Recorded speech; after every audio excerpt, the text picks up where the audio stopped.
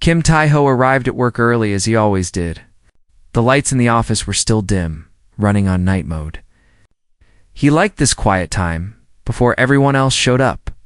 It gave him a chance to think, to prepare. The Nexus 7 station floated in the darkness of space. A giant metal city where thousands of beings from dozens of worlds came to work every day. Tai-ho had been here for 5 years now. He was a logistics coordinator, which meant he made sure cargo went where it needed to go. It was not exciting work, but it was honest work, and he was good at it. He sat at his desk and turned on his screen. Numbers and shipping codes filled the display. Somewhere out there, a freighter was carrying medicine to a colony on the edge of known space. Another ship was bringing food supplies to a mining station. Tai-ho's job was to make sure nothing got lost, nothing got delayed, and nothing went wrong. The door slid open behind him. He did not need to turn around to know who it was. "You were here early again," said Park Suman, dropping into the chair next to him. "Do you ever sleep?" "I sleep," Tai-ho said. "I just wake up early," Suman laughed. She was a data analyst, which meant she spent her days looking at patterns and finding problems before they became disasters. She was good at her job too, maybe even better than Tai-ho was at his. But more importantly, she was his friend. They had started working here in the same year, and they had survived together. "I brought you coffee," she said, sliding a cup across his desk. Real coffee, not that synthetic garbage from the machine. Tai-ho took the cup and smiled. "Where did you get this?" "I have my ways." She winked and turned to her own screen. "So big day today. Have you heard the rumors?" Tai-ho had heard the rumors. Everyone had. Director Rin was leaving. Nobody knew why, and nobody knew what would happen next. Director Rin was a Valori, one of the tall, silver-skinned aliens who ran the company. He had been in charge of the human division for 3 years. When he first arrived, everyone had been scared. The Valori had a reputation for being cold and distant. They did not understand humans, and they did not try to. But Rin was different. He watched. He listened. He learned. And slowly, he began to respect the strange, emotional creatures who worked under him. He never said it out loud, of course. That was not the Valori way. But everyone could feel it. He gave them fair treatment. He defended them when headquarters complained about their inefficient habits. He let them be human, and now he was leaving. The rest of the team arrived over the next hour. Lee Jun-ho came in last, rushing through the door with his shirt half tucked in. He was the youngest member of the team, only 23 years old. He was eager and nervous and always trying too hard to impress everyone. "Sorry I'm late," Jun-ho said, falling into his chair. "My alarm did not go off." "Your alarm never goes off," Suman said. "Maybe you should buy a new one." "Maybe you should stop being mean to me," Jun-ho shot back, but he was smiling. Tai-ho watched his team settle into their work. Choi Naeong was already on a call with a client, her voice calm and professional. Yoon Dong-woo was buried in technical diagrams, muttering to himself about engine specifications. Beek Hannah was reviewing medical supply requests, her face serious and focused. They were a good team. They worked well together. They trusted each other. At exactly 10 o'clock, the announcement came. Every screen in the office flickered. The company logo appeared, followed by the face of a Valor executive from headquarters. His expression was blank, as all Valori expressions were. But his words hit like a hammer. Effective immediately, Director Rin has been reassigned to the outer colonies. His replacement, Overseer Kale of the Drathan delegation, will arrive within the hour. All staff are required to attend a welcome assembly in the main hall. That is all. The screens went dark. For a long moment, nobody spoke. Then Suman said what everyone was thinking. A Drathan. "They sent us a Drathone." Tai-ho felt his stomach drop. He had heard stories about the Drathans. Everyone had. They were a cold species, even colder than the Valori. They did not eat like other beings. They did not sleep like other beings. They absorbed nutrients from the air through special filters in their skin. They had no need for breaks, no need for rest, no need for connection. And they looked down on species who did. "Maybe it will be okay," Jun-ho said. But his voice was weak. Nobody believed him. The assembly hall was packed when they arrived. Humans from every department stood in nervous clusters, whispering to each other. The air felt heavy with fear. Then the doors at the front of the hall opened. An Overseer Kale walked in. He was tall, even taller than a Velori. His skin was dark gray, almost black, and it seemed to absorb the light around him. His eyes were small and yellow, set deep in a face that showed no emotion at all. He moved slowly, deliberately, like a predator who knew his prey could not escape. Behind him came a group of Drathan subordinates. They all looked the same, cold, empty, hungry. Kale stopped at the front of the hall and looked out at the assembled workers. His yellow eyes moved across the crowd, studying them, measuring them. When he spoke, his voice was flat and dry, like sand scraping against stone. "I am Overseer Kale. I am here to bring order to this station. I have reviewed the productivity reports and I have found them acceptable. But acceptable is not enough. Acceptable is the enemy of excellence." He paused, letting his words sink in. "From this moment forward, things will change. Emotion is weakness. Individuality is inefficiency. You will work as the company demands, or you will be replaced. There are no exceptions. There is no negotiation. There is only the work." Taiho looked at Suman. Her face was pale, but her eyes were hard. She was already thinking, already planning. Jake stood frozen, his hands shaking at his sides. Around them, the other humans were silent. Some looked scared. Some looked angry. All of them looked lost. Kale continued speaking, outlining the new rules. Work shifts would be extended to 14 hours. Personal communication devices would be confiscated. Team collaboration would be replaced with individual performance metrics. Breaks would be limited and monitored. Tejo listened, but his mind was somewhere else. He was thinking about his team. He was thinking about what they would have to do to survive. He did not know yet that survival was only the beginning.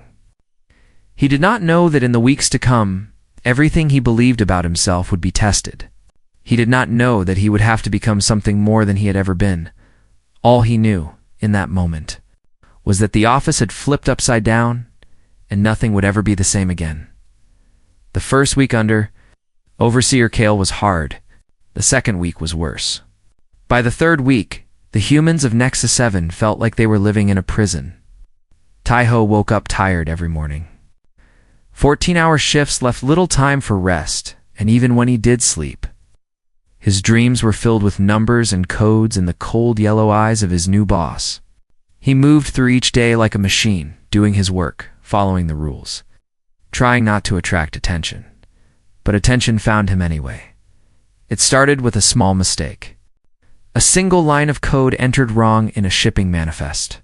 The error was caught before it caused any real damage, but the system flagged it automatically.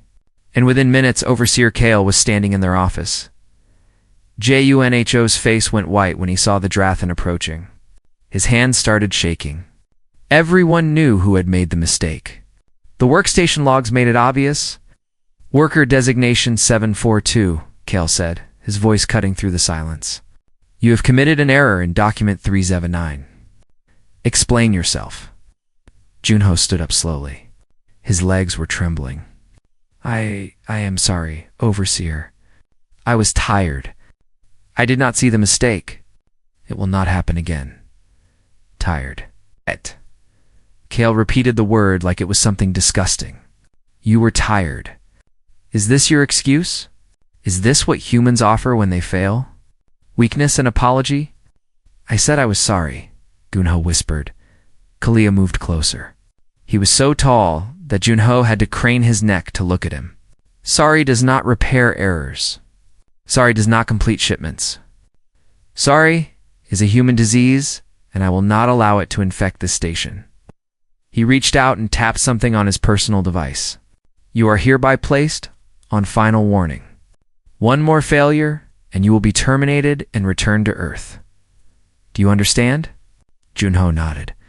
He could not speak. Answer me properly. Yes, Junho said, his voice breaking. Yes, Overseer. I understand. Kale turned to leave. The other workers kept their heads down, afraid to meet his eyes. But Taiho found himself standing up before he could stop himself. "Overseer," he said. Kale stopped. Slowly, he turned around. His yellow eyes fixed on Taiho like a predator spotting new prey. "You wish to speak, worker designation 518?" Taiho's heart was pounding, but he kept his voice steady. "The error was my fault. I gave Junho incorrect instructions earlier today. He was only following what I told him to do. It was a lie." Taiho knew it was a lie. Everyone in the room knew it was a lie. But Junho was young. He had his whole career ahead of him. He did not deserve to be destroyed over one small mistake. Kale studied Taiho for a long moment.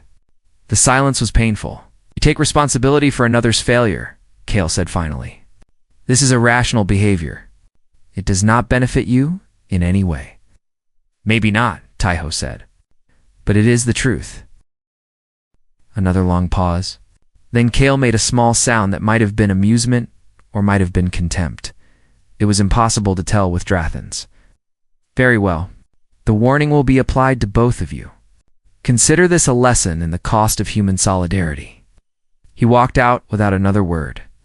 Druna collapsed into his chair as soon as the door closed. His eyes were wet. "Why did you do that?" he asked. "You did not have to do that."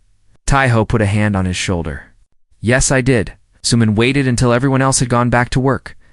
Then she leaned close to Taiho and spoke in a low voice. "That was stupid. And brave. Mostly stupid, I know. Kale noticed you now. He will be watching. I know that too," Suman sighed. "Well, if we are going to survive this, we need to be smarter than him. I have been keeping records. Every rule he breaks, every regulation he ignores, every abuse of power. Sooner or later, he will make a mistake. And when he does, I want to be ready." There was fire in her eyes, the same fire he remembered from their first days on the station.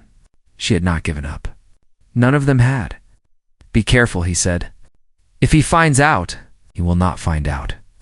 Drathans are smart, but they do not understand us. They do not understand how we think, how we communicate, how we survive." She smiled, but it was not a happy smile. That is going to be their weakness. The days continued, each one harder than the last. But something strange started happening. The humans began to change. Not in the way Kale wanted them to change.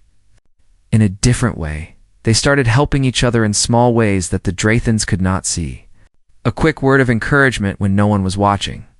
A shared snack during the 2-minute breaks they were allowed. A coded message hidden in a joke that made everyone laugh but meant nothing to alien ears. Taiho noticed it first during a meal period. The Drathans did not eat. They had no need for food, so they had no understanding of what the cafeteria meant to the humans. To them, it was just wasted time. But to the humans, it was everything. They sat together at the long tables, sharing whatever food they had. Dongwu had managed to smuggle in some dried fruit from a cargo shipment. Hannah had traded favors with a velery worker to get real bread instead of the nutrient paste they were usually given. Naon told stories about her home on Earth, about the mountains and the rivers and the smell of rain on summer nights. For those few precious minutes, they were not workers. They were not numbers. They were people. They were a family. Junho sat next to Taiho, eating slowly, still recovering from his encounter with Kale. "Thank you," he said quietly, "for what you did. I have never had a boss who cared whether I lived or died." "I am not your boss," Taiho said. "No," Junho agreed. "You are something better."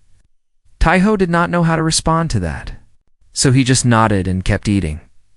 Later that night, when the shifts were finally over and the humans returned to their tiny sleeping quarters, Taiho lay awake staring at the ceiling.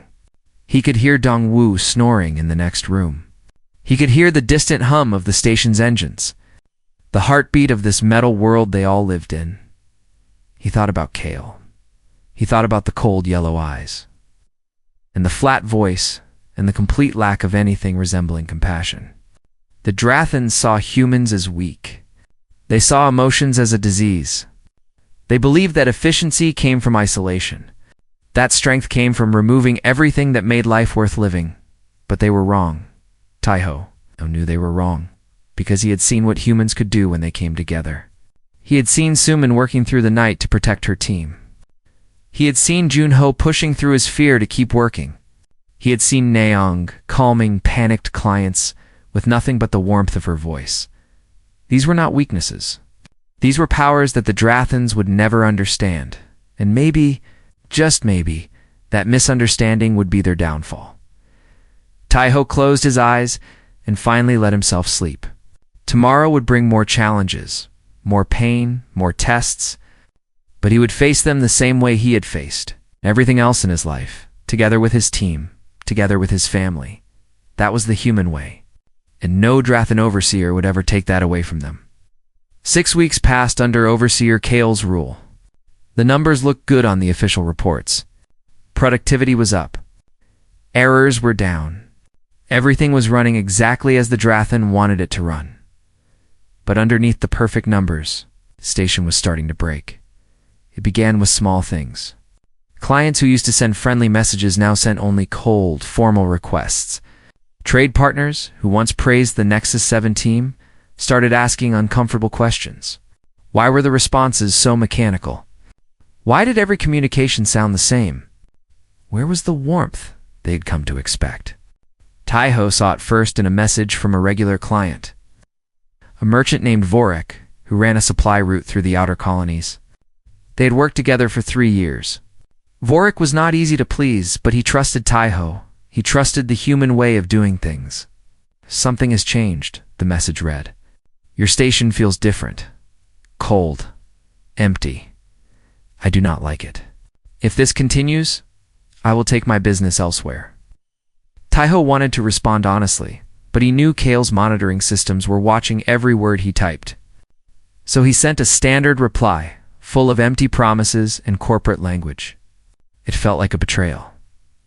The bigger problems came a week later. A shipment of medical supplies was heading to a colony on the edge of explored space. The transport ship hit an unexpected asteroid field and had to change course. Under the old system, Taiho would have handled it with a quick call to the ship's captain.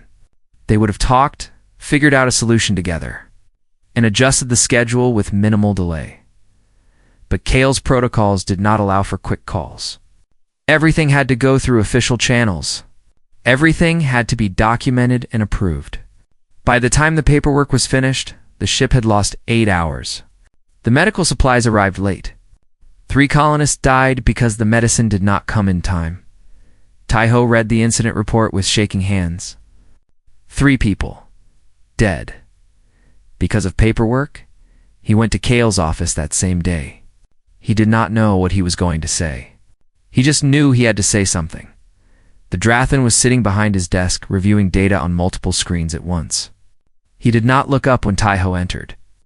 Worker designation 518. You do not have an appointment.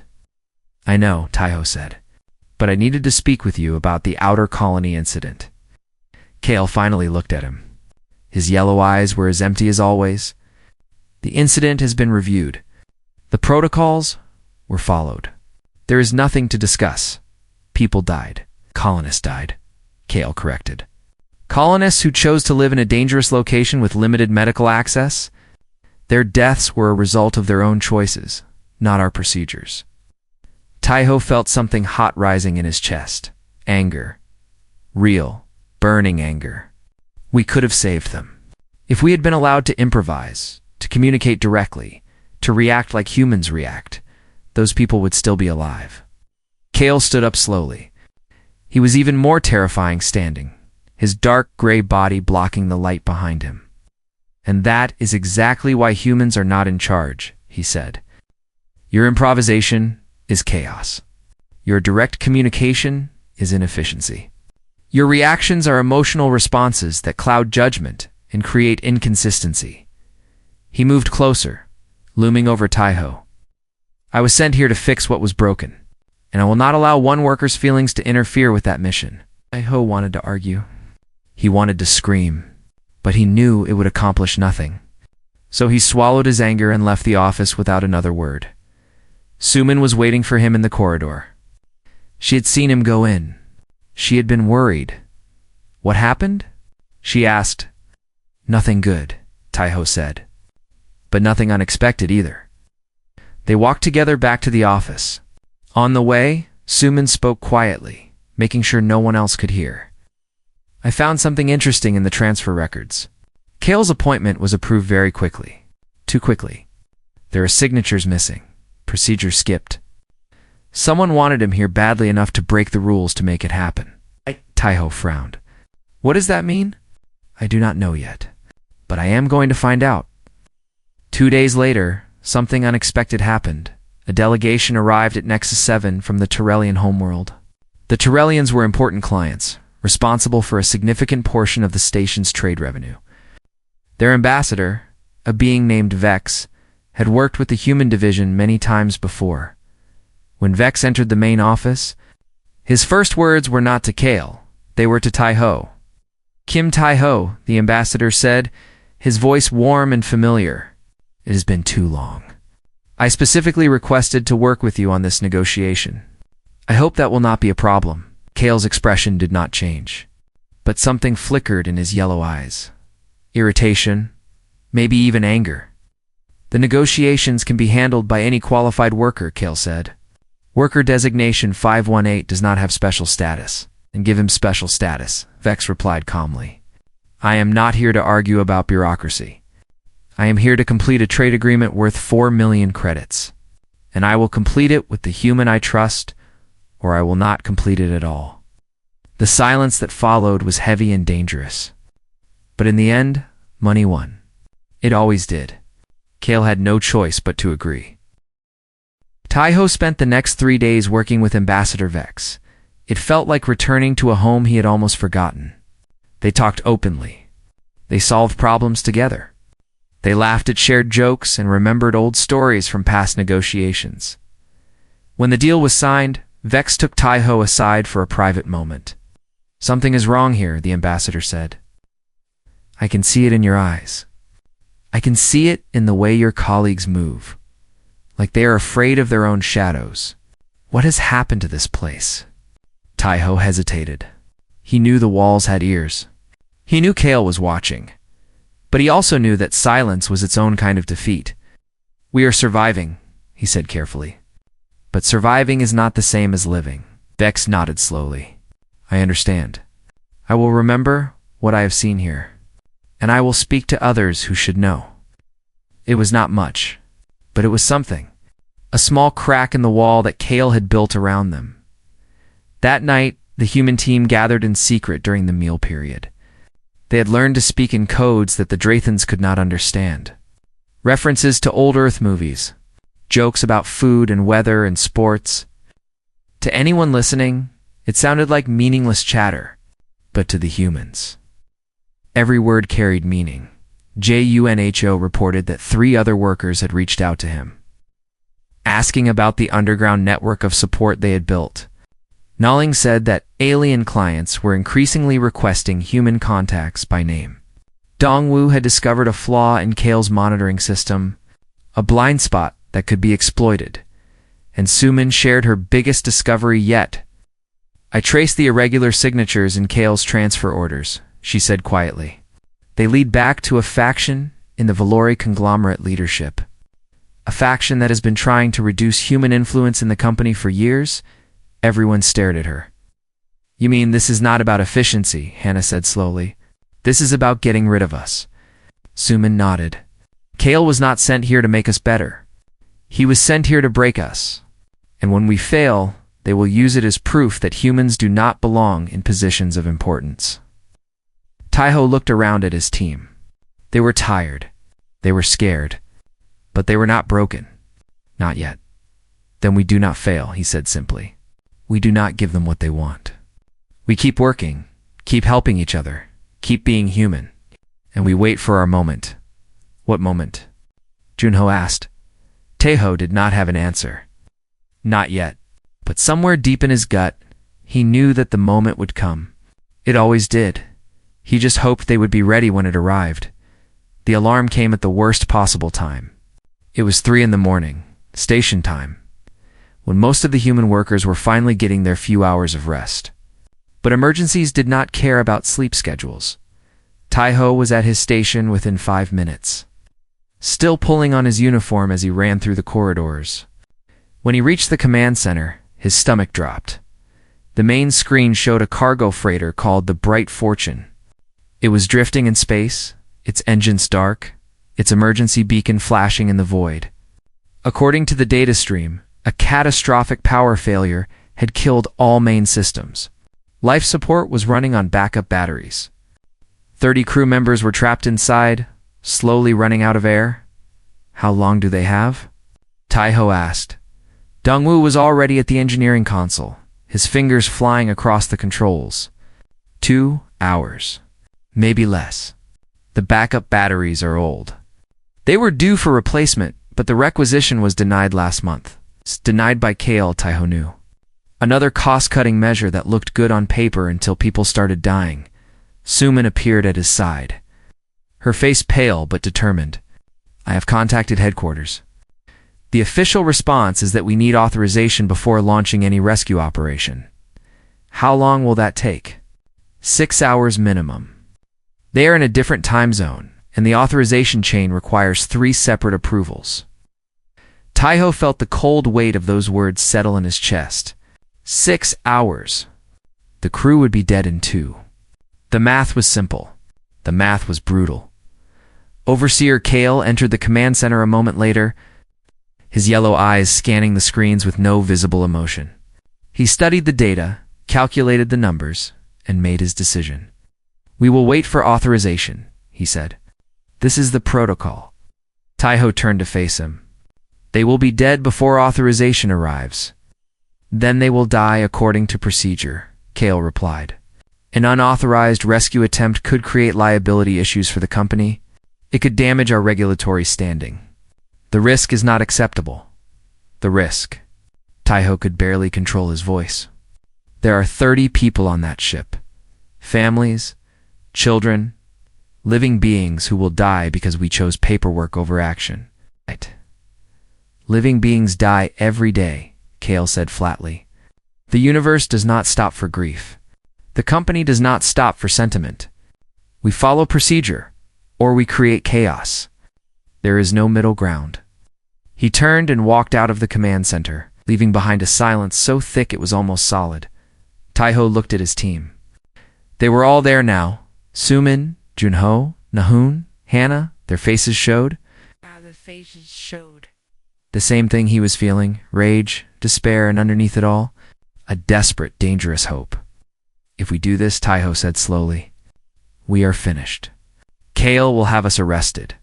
We will lose our jobs, our careers, everything we have built here. Nobody spoke for a moment. Then Junho stepped forward. I was going to lose everything anyway, he said. Because of one small mistake. You saved me. You took the blame when you did not have to. You taught me what it means to be part of a team. Paused, swallowing hard. I will not let 30 people die so I can keep a job I hate. Nahun nodded. I have a sister on Earth. She has 2 little girls. If she was on that ship, I would want someone to try. Even if it was impossible. Even if it cost everything.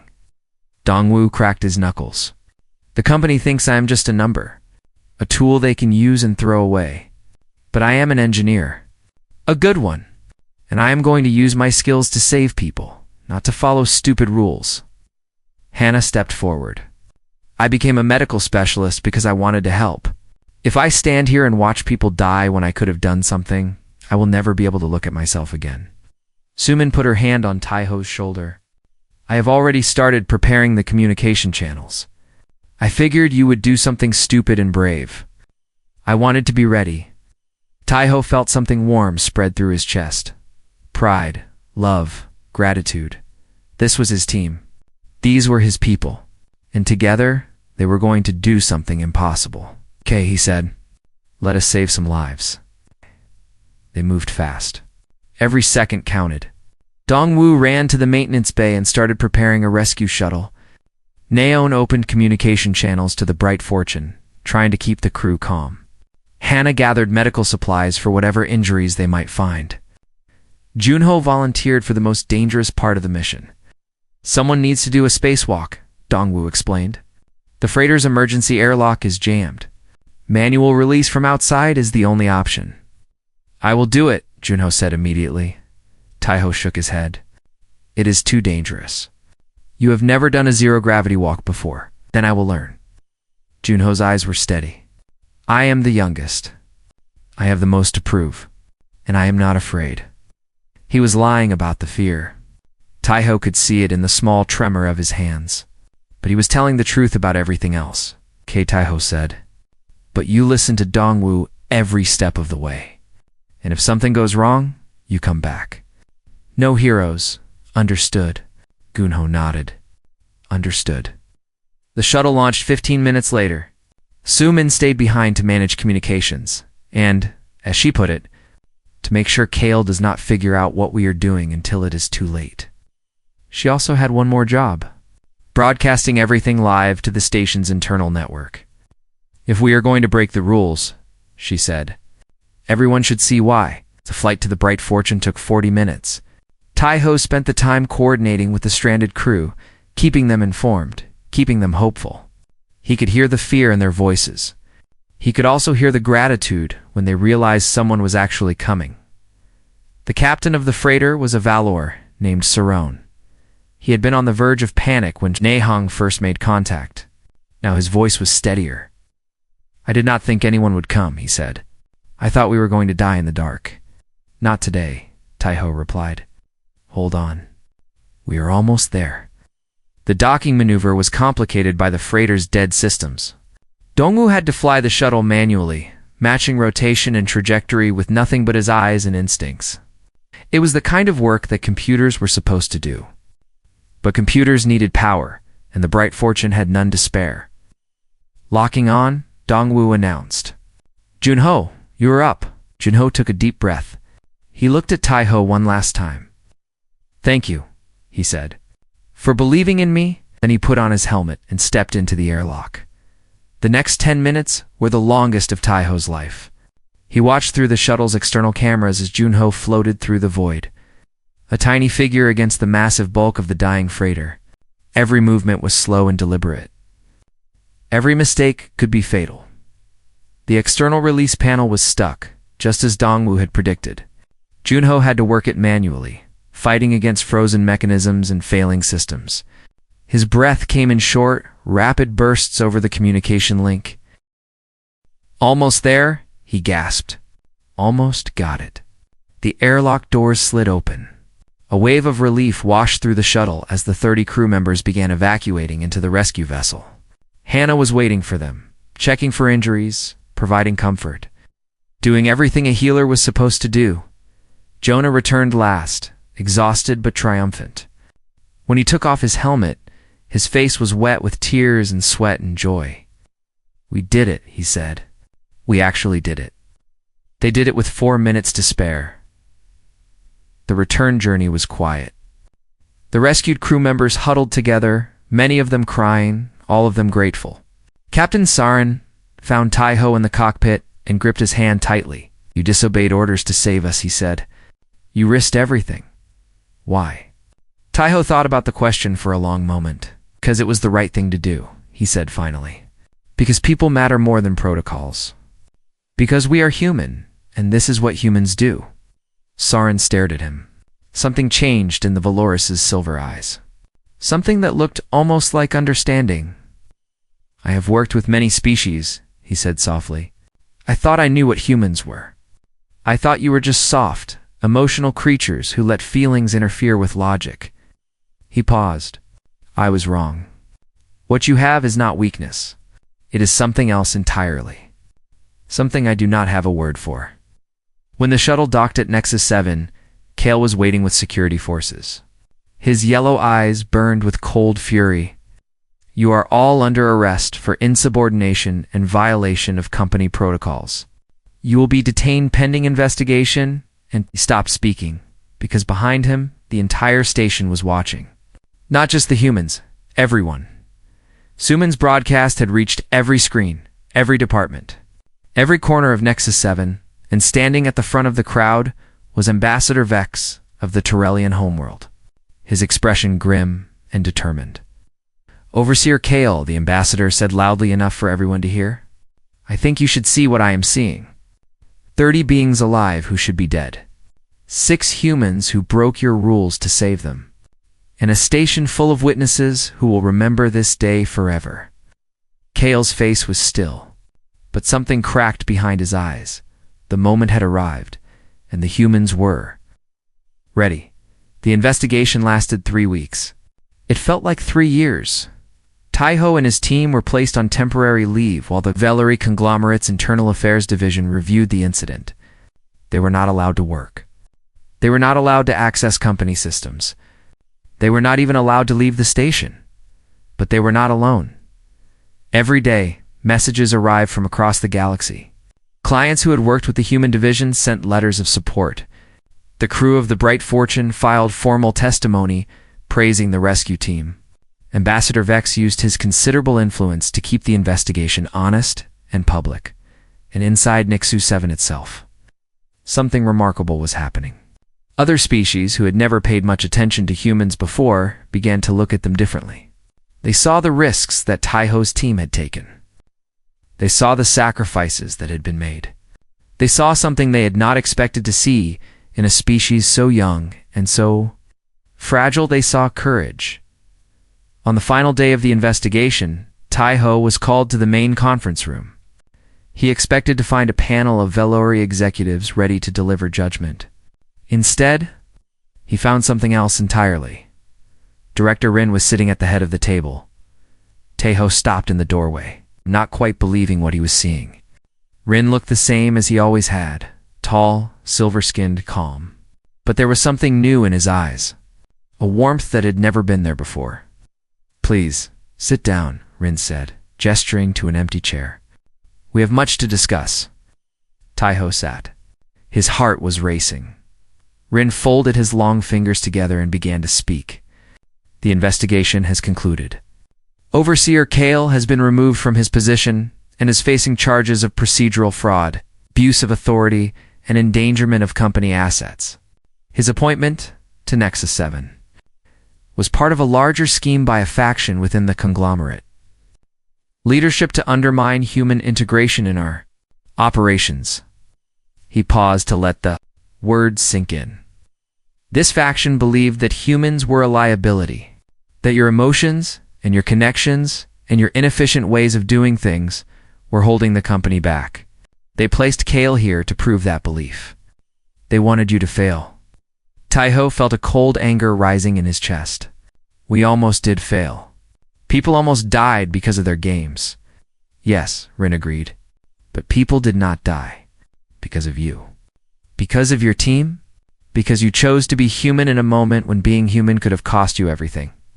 He stood up and walked to the window. Outside, the stars stretched into infinity, cold and beautiful and endless. "I have watched humans for many years now," Rin continued. "At first I did not understand you. You are loud. You are emotional. You waste time on things that have no practical value. You form attachments that make no logical sense." He turned back to face Taiho. "But I was wrong. Those things are not weaknesses. They are strengths. They are the reasons why 30 people are alive today. They are the reasons why clients ask for you by name. They are the reasons why, when everything falls apart, humans find a way to put it back together." Taiho did not know what to say, so he just listened. "The conglomerate's High Council has reviewed the evidence," Rin said. "They have seen the broadcasts. They have read the testimonies. They have analyzed the data, and they have reached a decision." He picked up a document from the table and held it out to Taiho. "For the first time in our company's history, a human is being offered a director-level position. I am here to make that offer to you." Taiho stared at the document. His name was printed at the top in elegant script. Below it were words he had never expected to see. "Director of Human Operations. Full authority. Equal standing with any other species in the company?" "I do not know if I am the right person," he said slowly. "I am not special. I am just someone who tried to do the right thing." "That is exactly what makes you the right person," Rin replied. "Special people burn bright and fade fast. Good people last. And that is what we need now. Someone who will last." Taiho thought about his team. About Suman's sharp mind and fierce loyalty, about Junho's growth from a nervous kid to a genuine hero, about Nahon's warmth, Dongwoo's skill, Hannah's compassion. I will accept, he said. On one condition, Rin raised an eyebrow. Name it. My entire team receives promotions. All of them. They earn this as much as I did. Maybe more. That is a significant request. Yes, it is. Long pause. Then Rin nodded slowly. Agreed. What else? Humans across all conglomerate stations will be guaranteed the same rights as any other species. No more discrimination. No more treating us as expendable labor. We are partners, or we are nothing. This time, the pause was even longer. Rin studied Taiho's face, looking for something. You are negotiating for people you have never met, he said. People who may never know your name or what you did for them. That is the point, Taiho said. Leadership is not about me. It is about everyone who comes after. For the first time since Taiho had known him, Director Rin smiled. It was small and strange on his silver face, but it was real. The council anticipated this request. They have already approved it. I think, perhaps, they wanted to see if you would ask. Taiho let out a breath he did not know he had been holding. Then we have a deal. The celebration that night was unlike anything Nexus 7 had ever seen. Humans and aliens gathered together in the main recreation hall, sharing food and drinks and stories. Music played from a dozen different worlds, mixing together in a chaotic harmony that somehow worked. Junho danced with a Turellian trader who had never met a human before. Nehong was teaching a group of young Valori workers how to play cards. Dongwoo had gotten into a technical argument with an engineer from another species and was scribbling equations on every available surface. Suman found Taiho standing near the edge of the crowd, watching everything with quiet satisfaction. You should be out there celebrating, she said. You earned it. I am celebrating, he replied. This is how I celebrate. By watching the people I care about be happy. She laughed and bumped her shoulder against his. You are strange, Kim Taiho, I know. They stood together in comfortable silence for a while. Then Suman spoke again. Do you think it will last? The changes, the acceptance, all of it. Or will things go back to the way they were? Taiho thought about the question carefully. I do not know, he admitted. The galaxy is big and old and full of people who fear what they do not understand. There will always be those who want to push us down, who see our differences as threats instead of strengths. That is not very comforting. No, it is not. He turned to look at her. But here is what I do know. Tonight, in this room, humans and aliens are standing together as equals. Tonight, we prove that we belong here. And tomorrow, we will prove it again. And the day after that. And every day after that, for as long as it takes. Suman smiled. That sounds exhausting. It will be, Taiho agreed. But it will also be worth it. 6 months later, the office had transformed. Not physically, but in every other way that mattered. Humans and aliens worked side by side as colleagues and friends. The old barriers were not completely gone, but they were crumbling. New policies protected workers of all species. New programs encouraged cooperation and understanding.